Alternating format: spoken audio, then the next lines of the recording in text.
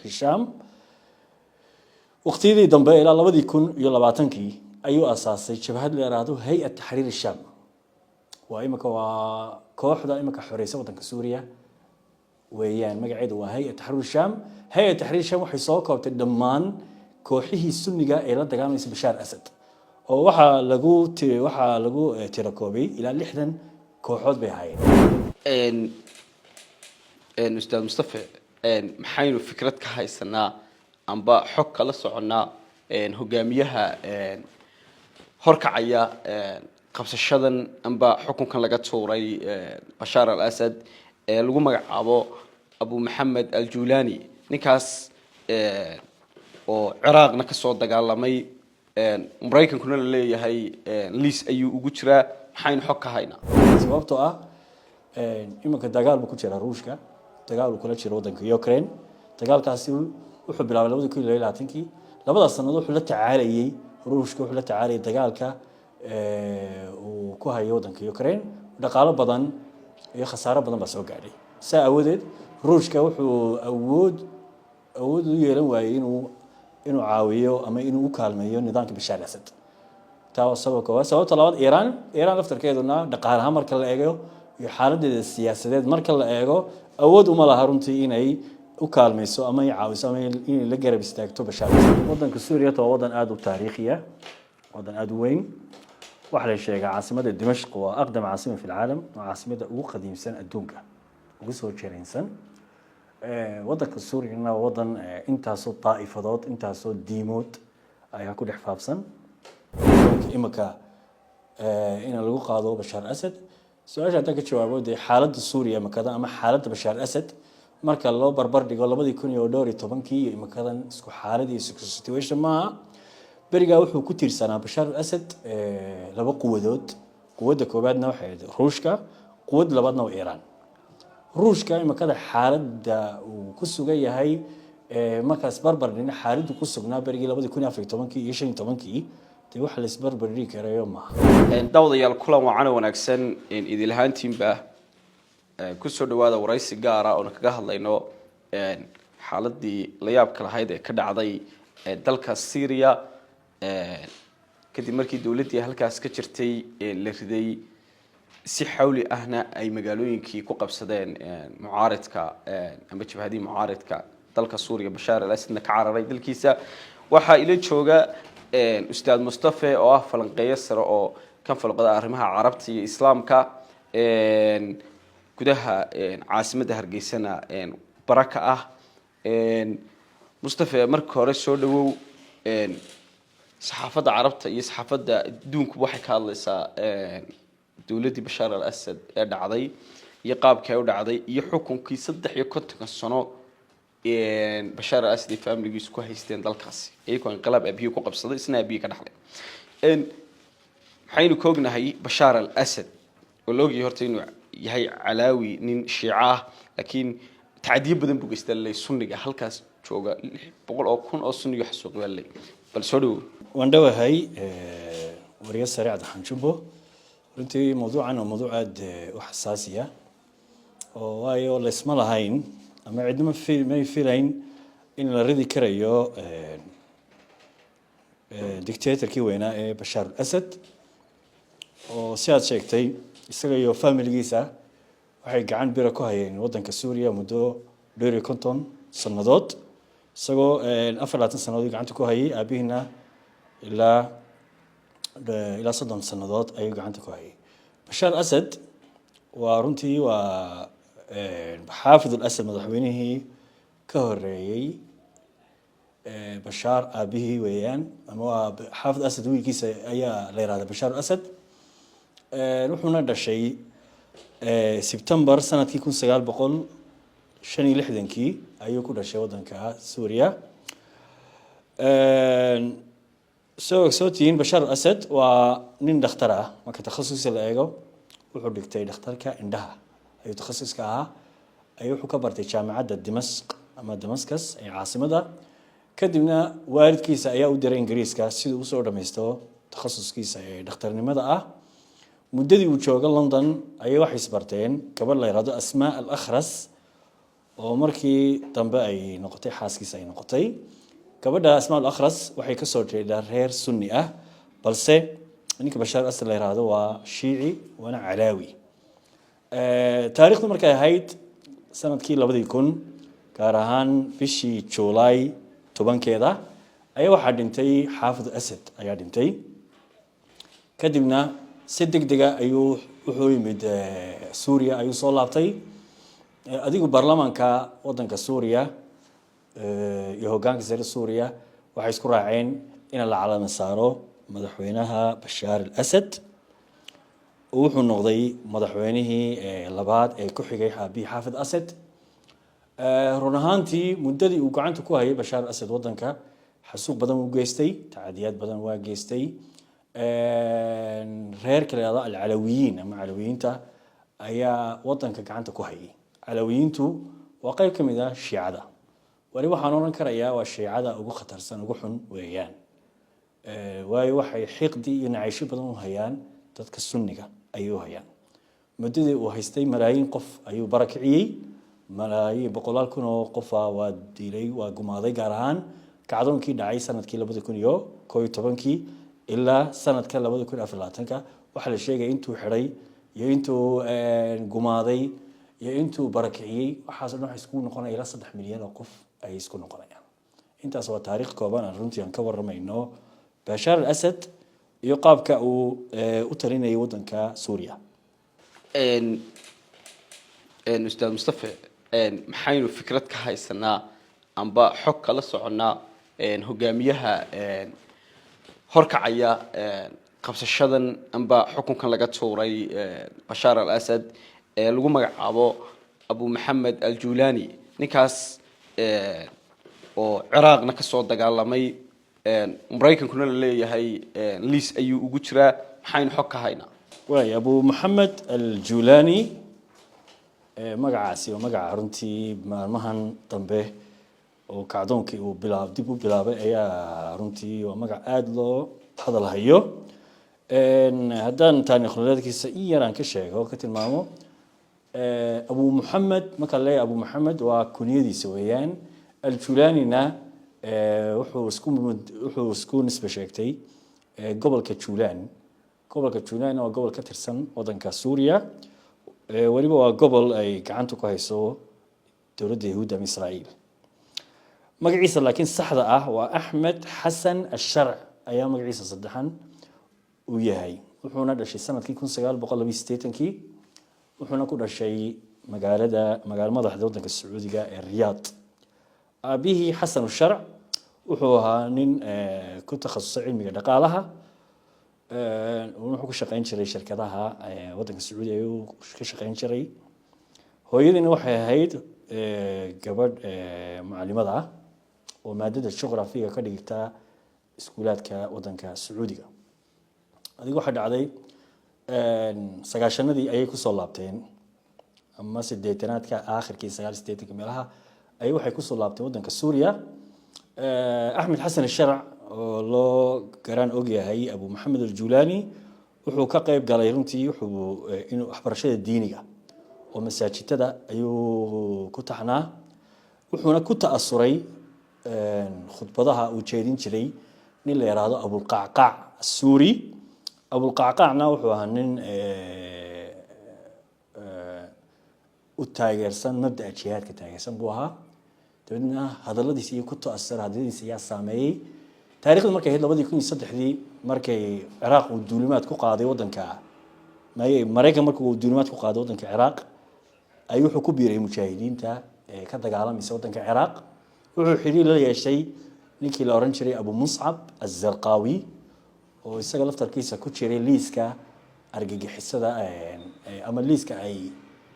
dadka liiska Mareykanka oo ku tiriyay inay argagixisan yihiin ninkaas ayuu ku daba faylay urur uu lahaa la oran jiray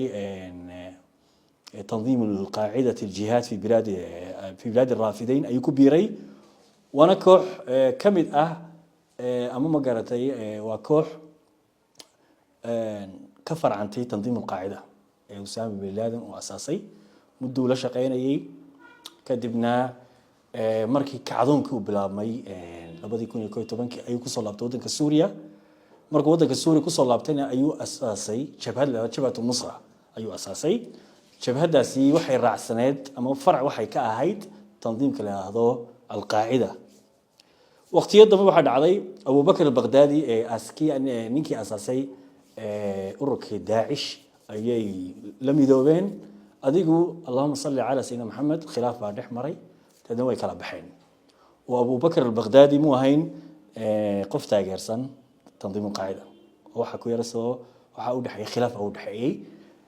adigu waxa dhacday jabhatu Nusra ayuu asaasay jabhatu Nusrana waqtiyadii dambe 2014 ilaa 15 magaci uu ka bedelay wuxuu ka dhigay jabhatu Fath Sham waqtiyadii dambe ilaa 2020 ayuu asaasay jabhad la yiraahdo Hay'at Tahrir Sham وإمك وكوحدة إمك حريصة وطنك سوريا ويان مقعد وهيئة تحرير الشام هيئة تحرير الشام وحيصوكا وتدمان كوحيه السنة إلى دقام بشار أسد ووحا لقو تيراكوبي إلى لحدا كوحود بهاين لحدا كوحود أيو حميدي هالحركة صوح لنا هيئة تحرير الشام انت صرتي و انفورميشن كوبان وكصابصن أحمد حسن الشرع ولو قران أوجي أبو محمد الجولاني حاسبي حتى إلى كسر بيجانتو كعضوك دبوا هيست بشار أسد لو كن كوي تبكينا كعضون كي كوبا وبلا لكن حتى إن حكوا كلغتورو وصوابات سلام runtu waa su'aal aad muhiim ah way kacdoon ku bilaabeen 2011 13 sanadood ka hor maxaa keensaday runtii inay kacdoonka imika in lagu qaado Bashar Asad su'aasha hadda ka jawaabo xaaladda Suuriya makada ama xaaladda Bashar Asad marka loo barbar dhigo 2012 iyo imikadan isku xaalad iyo situation ma bariga wuxuu ku tiirsanaa Bashar Asad laba quwadda koobaadna waxay Ruushka quwad labaadna waa Iran ruushka imikada xaaladda uu ku sugan yahay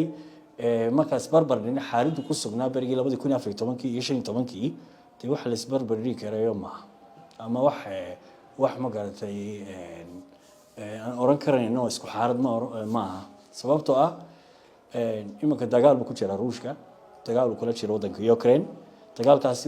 wuxuu bilaabay 2020 labadaas sanadood wuxuu la tacaalayay ruushka wuxuu la tacaalayay dagaalka uu ku hayo wadanka Ukraine dhaqaale badan iyo khasaaro badan baa soo gaaray saa awadeed ruushka wuxuu awood u yeelan waayay inuu caawiyo ama inuu u kaalmeeyo nidaamka Bashar Asad taa sababta labaad Iran laftarkeeduna dhaqaalaha marka la eego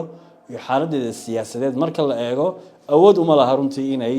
u kaalmeyso ama ay caawiso ama in la garab istaagto Bashar Asad waayo wad ogtahay bari dagaalkay ku gashay wadanka ama dawladda Yahuudda iyo cunaqabataynta Mareykanka ku hayo Iran labada arrimood baan isleeyahay runtii waa waxyaabaha sahlay ama u fududeeyay jabhadda mucaaradka inay si fudud ay u qabsadaan wadanka Suuriya sabab saddexaad oo jirtay jeeshka ama ciidanka Suuriyaanka ciidanka xukuumadda raacsan badankooda way faraa waxay ka laabteen dagaalka ay faraa ka laabteen oo saraakiil badan baa isdhiibtay qaarna way baxsadeen qaarna wadanka dhexdiisa isku dhiibeen sababaha keenaysa waa maxay waxa dhacday waxa la yiraahdo burbur dhaqaale ayaa dhacay ninka askariga ka tirsan ciidanka Bashar Asad ma hayo wax nool maalmeedkiisa ku filan saa awadeed inuu moral ku dagaalamo meeshan ma yaalaan intaas ayaan ku soo rakoobay runtii sababaha keensatay in ciidanka mucaaradka ay ku guuleystaan si fudud ku guuleystaan oo maalmo gudaheed ku qabsadaan wadanka Suuriya bal la filayay inuu qaabkan u dhacayo nidaamka Bashar al-Assad uu caasimada ka carar doono diyaarad gaarab goosan doono muddo la raadin doono halku tagay hadda markii dambe loo ogaaday inuu Moscow tagay qaab noocan oo kale inuu u dhacayn waliba xilligan ma la filayay mise runtii sida saxaafadda dunida ka hadlayso waxay noqotay wax mucjiso ah oo markaliya iyo awood laga yaaban yahay halkii ka keeneen mucaaradka aan hore loogu ogeyn iyadoo loo tuhmayo dalalka Turkiga qaarna ay leeyihiin Israa'iil ayaa waxan ka dambaysan way hada su'aasha aan ka jawaabo runtii arinta waxay noqotay mucjiso ah way lama filayn ba totally in Bashar Asad si fudud loo ridi doono way wad ogtahay kacdoonkii Carbeed 2011 dhowr wadan ayuu ka dhacay badan wadamada ku dhacay wadamadii madaxweynayaasha lagu kacay badanka ilaa muddadii 2011 in dhowr madaxweyne ayaa xukunka laga reebo Bashar Assad sababtoo ah Bashar Assad runtii cudud wuxuu haystay cudud military aad u xoogan buu haystay oo waxa la garab taagnaa Iran sida hore u sheegnay iyo Ruushka iyo maleeshiyadka Hizbullah saddexdaas runtii sida hore u sheegnayna burbar baa ku yimid Hizbullahna sidoo hogaamiyay hore ee Xasan Nasrallah uu dhintay iyo sidoo dagaalku galay dagaalkii Falastiin ay burbar badan iyo dad badan ay ku dhinteen saawadeed Bashar Assad runtii waqtiyadii dambe sida kacdoonku bilaabantay aad waxa loo filay ama matqaan waxyaabaha la aaminsanaa waxay ahayd in si fudud loo ridi karayo laakiin waqtiyadii hore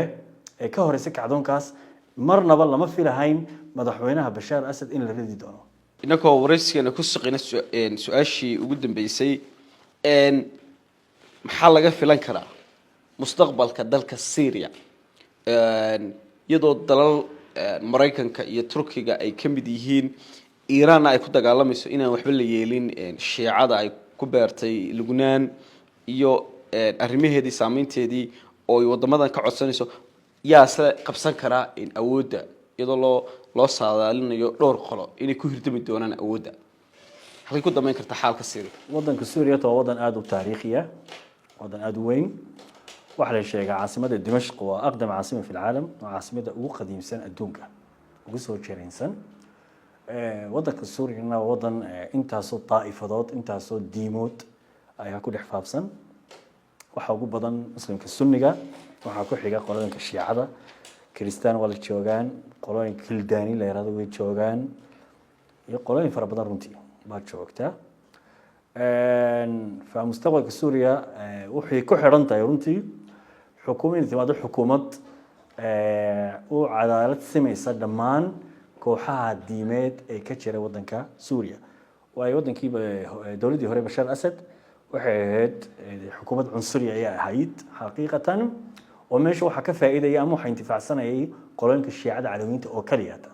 oo taa'ifadaha kale ama kooxaha kale ee diimeed wax allaale wax ay faa'iida ay ku qabeen wadanka Syria bay jirinba iska badaa inay ku filan xataa xuquuqdooda asaasiga ahayd ayaa meel weyn laga dhacay iska daa in xataa xuquuqdooda la siiyo qaar badan oo taa'ifooyinkaasi ama kooxaha iskamida ayaa la gumaaday qaybna ma garatay la barakiciyay qaybna ma taqaan jeerasha lagu ilaabay fa waxaan fili doonaa insha Allah ta'ala وسيدو أي شيء يعني قرآن كلا هيئة التحرير الشام وكوحدة حريص ودن سوريا إن سعادة أفسم استمدونتو سعادة ما قرأت ولا دقمي توتن دمان شعب كرير سوريا عقبات وين بتشتا عقبات ده سوى هجاميها معارض كي أو أبو محمد الجولاني وحكوت شراء ليسكا لو تري إن أرجع كحسيين سجى هول وين أطالع سيد سوبر رحلها sidoo u muujin lahaa inuu yahay qof oo yoolkiisa iyo hadafkiisa uu yahay sida dib loo dhisi lahaa sida loo horumarin lahaa wadanka Syria runtii aniga shakhsiyan marka naftayda aan ka hadlayo waxaan rajaynayaa ama waxaan aaminsanahay biidnillaahi tabaaraka wa tacaala haday shacabka Syria iyo mucaaradka ama xukuumadda cusub ay midoobaan in insha Allah taala horumar weyn la gaari doono waxyaabihii hore ee dhibaatooyinkii in laga soo kabi doono oo biidnillaahi tabaaraka wa tacaala soo noqon doonto Syria si hore ahayd wadan horumarsan oo iskii u taagan intaas aan ku soo kabakabeelaa dawadayaal intaas waxaan ugu edil waraysi gaar ah ku eeganay arrimaha dalka Syria oo si weyn dunida uga hadlayso waqtigan taagan maalintii shalayna baraha bulshada ay si weyn uga faafayeen muuqaalo dad kala duwan oo si weyn Syriano dunida ugu dabaaldegaya kuna faraxsan riditaankii la riday xukuumadda Bashar al-Assad ee wadada dheer ka talisay wadanka Syria waxa igala qayb galayay ustaad Mustafa oo falanqeeyo saro arrimaha carabta iyo arrimaha islaamka ku takhasusay barasarana ka magaalada Hargeysa waraysiga mid lamid inta kulmi doono xadalana sidaas iyo